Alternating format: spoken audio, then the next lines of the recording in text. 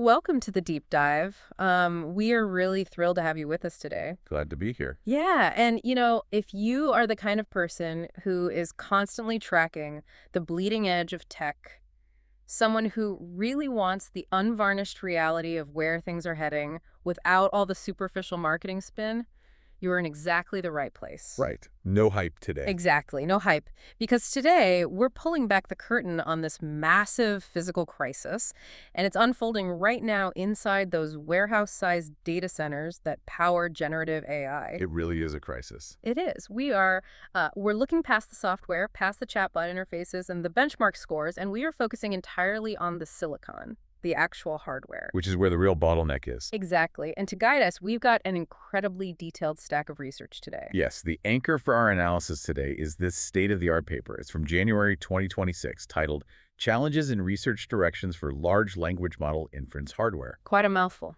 It is, yeah. But it's authored by Xiaoyu Ma and David Patterson from Google. And, we're layering that with some foundational notes on the current state of Gen AI infrastructure. Right.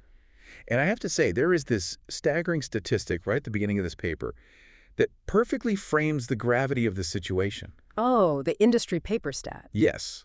Back in 1976, roughly 40% of the papers presented at major computer architecture conferences came directly from industry professionals. 40%. Right, but by 2025, it dropped below 4%. I mean, reading that was a serious reality check for me. It just proves how closely aligned academia and industry used to be and how far apart they've drifted. Yeah, that drop represents a massive growing disconnect. You have theoretical academic research on one side, and then the brutal, highly constrained reality of deploying hardware at scale on the other. Because the physical infrastructure of AI has just become so specialized, right? Specialized, insanely expensive, and tightly guarded as proprietary IP. Open architectural research is essentially being left behind. Which brings us to our mission for you today. We are going to use this paper as a blueprint to figure out exactly why running AI is becoming unsustainably expensive. Hitting the memory wall. Yes, the catastrophic memory wall. We're going to explore the economics driving this crisis, and then, and this is the fun part, walk you through 4 wild, highly experimental hardware fixes that could actually save the industry. It's going to be a fascinating journey. For sure. But to set the stage, it is crucial that we separate training from inference. Very different beasts. Completely. Training those massive foundation models, that gets all the glory, right? The giant supercomputer clusters, the multi-billion-dollar compute investments. It makes for great headlines. It does. But based on the projections in these sources, chip sales specifically designated for inference actually running the model for you, the user, those sales are going to grow 4 to 6 times over the next 5 to 8 years. Inference is the ongoing operational reality. Right. It is where the economic viability of this entire industry is actually determined. Okay, let's unpack this. Because the paper highlights a fundamental duality in how transformer architectures operate during inference. Right. It happens in 2 distinct phases. Exactly. Prefill and decode. And reading the breakdown of how current hardware handles these 2 phases, I mean, it just illuminates the entire crisis. It really is the core of the issue. So let's talk about the prefill phase first. That's where the model ingests your initial prompt, right? Yes. And that phase is highly parallel. The hardware can process the entire prompt sequence simultaneously, which means it's compute-bound. And modern GPUs are essentially massive parallel math engines. They chew through that prefill phase incredibly fast. Right, they love parallel tasks, but Then the architectural nightmare begins. the decode phase. Yes. The second phase, this is the autoregressive generation of the output, happening token by token. One word at a time, basically. Exactly. The model has to generate a token, append it to your context, and then run that entire sequence back through the massive network just to generate the next single token. Which is intensely sequential. Highly sequential. Oh. Because it cannot be parallelized in the same way, all that raw compute power, the raw FLOPS of the GPU, it just sits mostly idle. Just waiting around. Waiting around. The system becomes severely memory-bound. The speed of generation is entirely bottlenecked by how fast the processor can fetch the model weights and the key value cache from memory for every single token. And what jumped out at me from the Google paper was how the evolution of AI software is actively making this worse. It's almost weaponizing this memory bottleneck against the hardware. Oh, absolutely. We are seeing shifts in the models themselves that are, frankly, breaking current hardware paradigms. Like, for example, the massive shift toward mixture of experts, or MOE architectures. What's fascinating here is how MOE trades compute efficiency for memory complexity. Right, explain that trade-off. Take a cutting-edge model architecture like DeepSeek V3. It utilizes up to 256 distinct experts. That's a huge number. It is. Now, during inference, for any given token, only a tiny fraction of those experts are actually activated. So it's doing less math. Exactly. It drastically reduces the raw math required, which sounds amazing on paper. But from a hardware perspective, the system still has to keep the parameters for all 256 experts resident in memory. Just sitting there, taking up space, ready to be called upon instantly. Right. And furthermore, routing tokens dynamically to different experts completely shatters the contiguous memory access patterns that GPUs desperately rely on to maintain high bandwidth. So you end up with these highly fragmented, unpredictable memory reads. Which absolutely cripple your generation speed. And then layering on top of that, we have the explosion of reasoning models.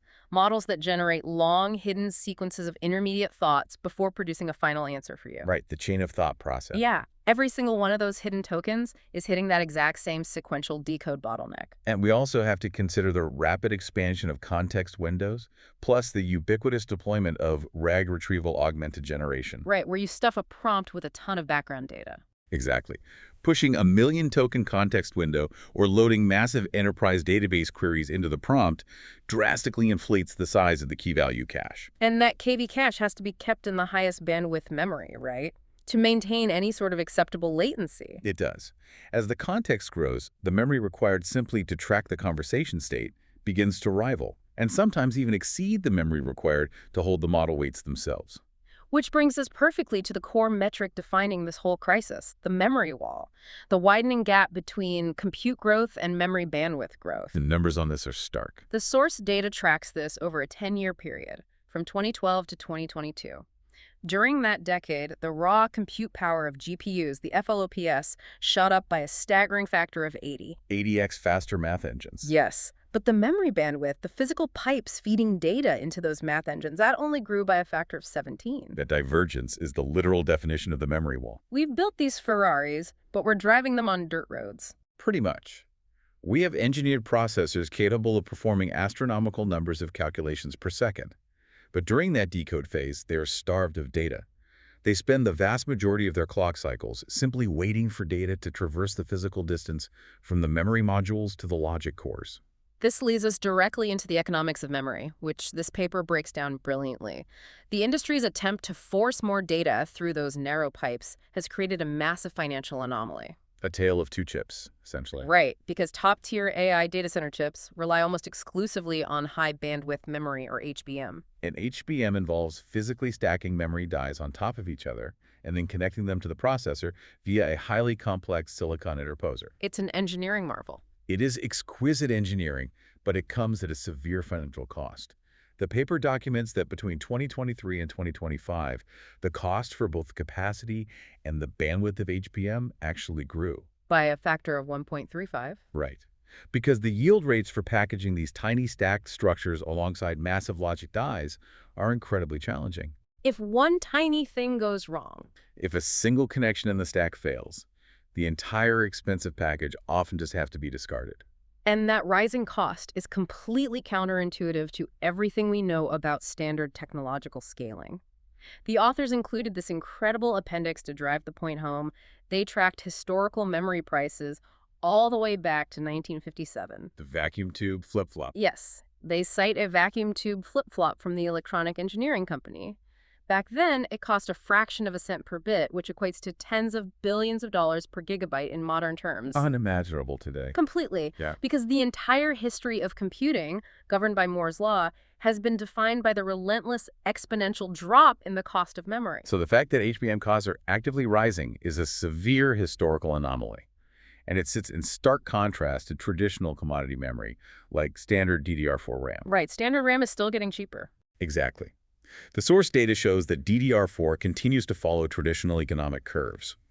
From 2022 to 2025, the cost of DDR4 capacity dropped to roughly half settling at a factor of 0.54, while bandwidth costs dropped to 0.45. Standard memory is plentiful and cheap. While the highly specialized HBM required for AI inference is morphing into this luxury premium component, and it's Wow. dragging the total cost of ownership for AI data centers upward with it. Reading about this reliance on HBM naturally made me wonder about the alternative architectures, the companies that tried to bypass this whole memory bottleneck entirely. Hardware companies like Cerebras and Grok famously attempted to eliminate external memory by building massive wafer-scale chips filled almost entirely with SRAM. SRAM being the ultra-fast memory embedded directly alongside the logic. Right. And the logic behind those wafer-scale architectures was completely sound at the time of their inception. If you can fit the entire model directly on the chip, you eliminate the latency and bandwidth constraints of external memory entirely. It's a brilliant idea in theory, so why didn't it take over? Because software scale massively outpaced physical silicon constraints. As model parameters exploded into the hundreds of billions, and as those KV cache requirements ballooned, even the absolute largest reticle limit-braving silicon wafers simply did not have enough physical area to house the required SRAM. They just ran out of physical real estate on the chip. Precisely. They encountered the hard limits of physical capacity per square millimeter of silicon. Eventually, these architectures had to be retrofitted to interface with massive banks of external DRAM just to hold the model states. Reintroducing the exact external memory bottlenecks they were designed to eliminate in the first place. Exactly. So if brute forcing on-chip SRAM isn't viable and HBM is becoming unsustainably expensive, the entire industry is basically trapped by latency. And for you, the listener consuming these AI services, latency is the only metric you actually feel. Yeah. When you ask an AI a question, its utility is deeply tied to how fast it answers. And latency in this context has to be divided into two distinct metrics. Time to first token and time to completion. Right. Time to first token is heavily influenced by that prefill phase we discussed, processing long context windows and those hidden reasoning steps. Basically, the AI thinking. Yes. While time to completion is entirely governed by the slow, memory-bound decode phase. But at the massive data center scale, there's a third compounding factor, the interconnect bottleneck. Because modern models are way too large to fit on a single chip, so they are sharded or split up across dozens, sometimes hundreds, of interconnected GPUs. Yes. And during training, interchip communication involves moving massive, aggregated files, which requires maximizing total network bandwidth. Big, heavy data loads. But inference communication is vastly different. Because Decode operates token by token, the chips are constantly exchanging tiny messages to synchronize their shards before proceeding to the next token. Constant microscopic chatter. Precisely. And in a network flooded with frequent tiny messages, the absolute latency of the network switched it. The microsecond delay in getting a packet from point A to point B becomes the dominant bottleneck, Right. rather than the total bandwidth of a cable. Here's where it gets really interesting. Having laid out this massive architectural trap, the Google researchers propose 4 highly specific, deeply technical hardware fixes. The research vectors of the future. Exactly. Let's dive into fix number 1. High bandwidth flash, or HBF. So flash memory NAND is ubiquitous everywhere else because it offers massive density at an incredibly low cost per gigabyte. It's what's in our phones and laptops. Right. The proposal here is to architect flash memory into vertical stacks, utilizing the same packaging principles as HBM and connecting it closely to the processor. The sheer density of flash means you could achieve an order of magnitude roughly 10 times the capacity of current HBM packages within the exact same physical footprint. Stacking flash sounds like an elegant solution for capacity, getting that 10x boost. But the immediate catch is the inherent physical limitation of NAND cells. Flash memory suffers from degradation. Every time you write to a cell, you physically wear it down. That is the main drawback. And furthermore, the read latencies for flash are historically pretty atrocious compared to DRAM, right? Because they operate in blocks rather than precise byte-addressable reads. Those limitations are exactly why HBF cannot serve as a direct replacement for operational memory. You cannot use it for the constantly mutating KV cache of an active, ongoing generation. It would wear out and slow down too fast. Exactly. However, the researchers propose a hybrid architecture where HBF is leveraged specifically for static data. Think about it. The weights of a deployed foundation model do not change during inference. They are strictly RAID only. Ah, so you load the frozen parameters into the ultra-dense flash stack? Exactly. Or consider the implications for R-gauge architectures. A single node equipped with HBF could house an active localized database of a billion-document web corpus. Or an entire enterprise's secure data set. Right, directly adjacent to the logic core. It fundamentally changes the physical footprint of the data center, replacing massive racks of standard servers with highly dense, self-contained inference nodes. That transitions perfectly into fix number 2. This one addresses a major industry confusion and a long-standing architectural debate. Processing near memory, or PNM, versus the older concept of processing in memory, or PM. This is a crucial distinction. For decades, architectural researchers chased processing in memory, PM. The concept was to embed the arithmetic logic unit directly into the memory die itself, completely eliminating the data commute. Just mix the math and the memory together. Exactly. But the fatal flaw of PM is the massive orchestration overhead it creates for software developers, because embedding logic into the memory fabric forces you to heavily segment the compute. The processing environment gets fractured. Fractured into thousands of microscopic shards, typically around 32 to 64 megabytes each. When a software developer or compiler tries to map a massive neural network across thousands of tiny 32-megabyte islands, the scheduling and synchronization overhead becomes an absolute nightmare. A logistical impossibility. It is. You can't keep all those tiny logic units fed without massive latency spikes. Which is why the paper aggressively pivots away from PM and toward processing near memory, PNM. In a PNM architecture, the logic and the memory remain on physically distinct dies, but they are packaged intimately close together. By maintaining separate dies, PNM avoids that fracturing effect. Right. The software can address the memory in massive contiguous chunks, typically 16 to 32 gigabytes. That allows standard compilers to treat the hardware much like a traditional GPU. You maintain the fast data transfer rates without forcing developers to completely rewrite their software. A huge win for the developers. And fix number 3 details a radical physical implementation of this near-memory concept, 3D memory logic stacking, basically building chips like skyscrapers. If horizontal scaling is hitting yield and footprint limits, the architecture has to move vertically. Standard packaging places memory next to the logic on a flat interposer. 3D stacking proposes placing the memory die directly on top of the logic die. And how do they connect them? Engineers use, through silicon vias or TSVs, these are microscopic conduits drilled vertically straight through the silicon substrate, dropping data directly from the memory layer down into the logic layer below. Bypassing the horizontal commute entirely. The physical travel distance of the data drops from millimeters to micrometers.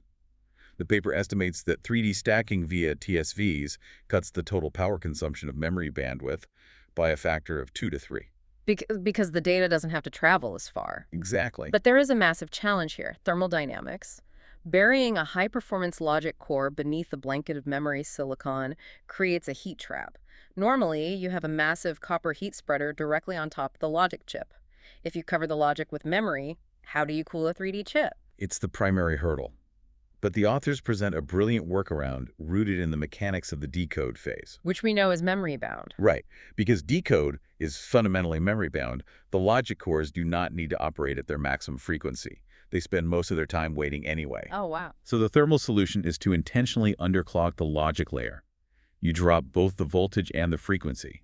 By running the compute at a fraction of its maximum speed, it generates significantly less heat, allowing the stacked memory above to safely feed data without melting the whole package. You sacrifice raw, unused compute speed to achieve unparalleled memory bandwidth efficiency. That is incredibly clever. Let's look at the final hardware proposal, fix number 4.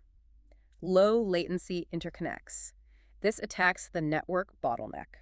Rethinking the network entirely. Instead of standard hierarchical switch networks, the researchers are advocating for specialized physical shapes, like dragonfly topologies or high-dimensional tori, to reduce the physical hops data has to make. Yes. They also explore processing inside the network switch itself, doing operations on the fly while the data is literally in transit. But the wildest idea in this section, the detail that really bends the mind, is their proposal for a radical reliability trick. The fake data injection. Yes. Explain this, because it flips traditional networking on its head. In traditional computing, network reliability is absolute. If the packet of data is delayed, the entire system pauses and retransmits until it arrives perfectly. But in an AI cluster, waiting on a single straggling message stalls the entire generation process. It kills your speed. Right. So the researchers point out that autoregressive generation is inherently probabilistic. It's just predicting the next most likely token. Absolute mathematical perfection at every microsecond step might not be strictly necessary. So if a message is late, The local switch doesn't wait. Instead, it injects a highly probable estimate, or just reuses a result from a prior time step and forces the generation to continue. it just uses fake data to keep moving. It prioritizes flow over precision. The idea that you could introduce minor, localized hallucinations into the actual hardware layer just to maintain speed, it's a fascinating shift. It assumes the AI will self-correct enough that you won't even notice the blip in the final text. So what does this all mean? When you synthesize these 4 fixes stacking flash for capacity, moving to P&M to save software, drilling TSVs for 3D logic, and engineering networks that guest-dropped packets, the overarching conclusion is clear. High LOPS on a giant chip just don't matter anymore. Efficiency is the new king. If we connect this to the bigger picture, it requires a complete reevaluation of how the industry measures success. Because it affects everyone. It does. The metrics that dictate data center design are shifting away from peak theoretical throughput and strictly toward total cost of ownership and environmental sustainability. Right, TCO and CO2 emissions. These hardware fixes don't just make AI faster for you. They make it affordable and environmentally viable. They drastically lower the operational carbon footprint, the massive power required to run the chips, and the embodied carbon footprint, which is the environmental toll of manufacturing these low-yield silicon packages in the first place. It's a stark reminder of the massive physical footprint required to sustain the illusion of cloud-based AI. But I want to leave you with one final, provocative consideration buried at the very end of the source material. The software section. Yes. We have spent this whole deep dive analyzing complex billion-dollar physical hardware solutions to fix the slow, token-by-token, autoregressive decode phase. But what if software simply abandons it? Abandons autoregressive generation entirely. Right. Consider how image models work today. They utilize diffusion. They start with static and iteratively refine the entire image in one single step. Diffusion is heavily compute-bound, but it is not sequential in the same way as text generation. So if AI researchers can create text generation that mimics diffusion, Outputting entire blocks of coherent text simultaneously rather than word by word, it would bypass this entire memory bandwidth bottleneck overnight. instantly rendering this entire physical hardware crisis completely obsolete. Something to ponder as the AI space continues to evolve. The ultimate hardware fix might simply be software that refuses to play by the current rules. Thank you for joining us as we unpack the hidden hardware of generative AI. We will see you next time.